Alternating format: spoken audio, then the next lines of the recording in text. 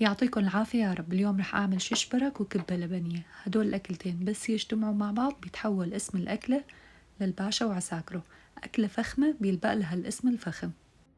أول شي رح جهز عجينة الكبة. استخدمت كاستين من البرغل الناعم الفاتح وضفت لهم ملح، كمون، فلفل أحمر، فلفل أسود، وكاس وتلت من المي اللي عم تغلي، وملعقتين كبار من طحين الفقش يلي هو السميد الناعم. تركتهم شغلة نص ساعة ورح أفرمهم وشين بالماكينة. ضفت لهم بصلة صغيرة وقطعة من الخبز اليابس. الخبز اليابس هو بديل عن اللحم الهبرة. وهون جهزت عجينة الشيش بركة كتير سهلة.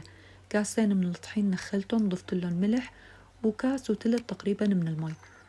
أول شي بقلبهم بالملعقة، بعدين بعجنهم بإيدي كتير منيح لتصير طرية وناعمة بهالشكل، وتركتها على جنب ترتاح. وللحشوة حطيت ملعقة كبيرة من السمنة ونزلت عليه بنص كيلو من اللحمة المفرومة وتكون مدهنة.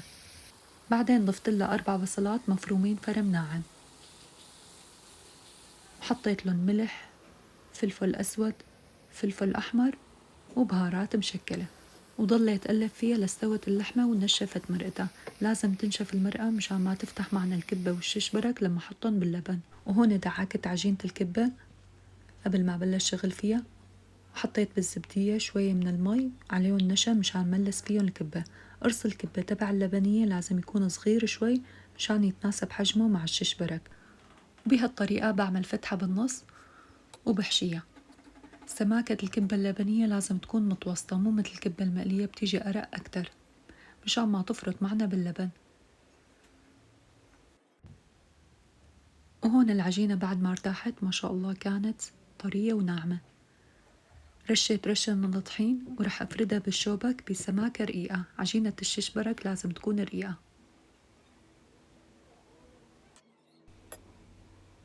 وحشيتها، حطيت الحشوة بالنص وسكرت الأطراف كتير منيح، وضميت الطرفين لبعض لصارت هيك مثل الطربوش. يا ترى مين الباشا ومين عساكره بهي الأكلة؟ اكتبولي بالتعليقات. وهنا جهزت اللبن، كيلين لبن عليهم 3 ملعقة كبار من النشا وكاس ونص من المي وملح. بقلبهم على البارد كتير منيح. بعدين حطيتهم على النار وبضل بقلب فيهم مشان ما يفرط معي اللبن لحتى يغلي. ونزلت عليهم بالكبة وبقلبهم مشان ما يلزق معي شي بسفل الطنجرة. بعدين حطيت الشيش برك. ما راح ياخدوا وقت كتير، شغلة 7 دقايق.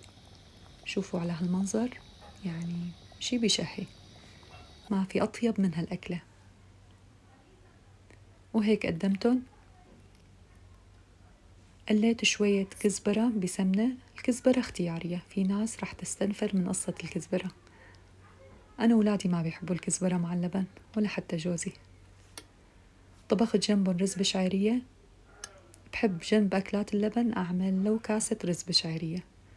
يا سلام، شي بشهي عن جد. هي الأكلة عالمية وهذا الاسم بيلبقلها. شوفوا ما شاء الله اللبن كيف. فتحت لكم الكبة لورجيكم إياها من جوا. المنظر لحاله قصة، أما الطعمة فكانت خيالية كتير كتير طيبة. إذا عجبكم الفيديو لا تنسوا تعملولي لايك وتعملولي متابعة.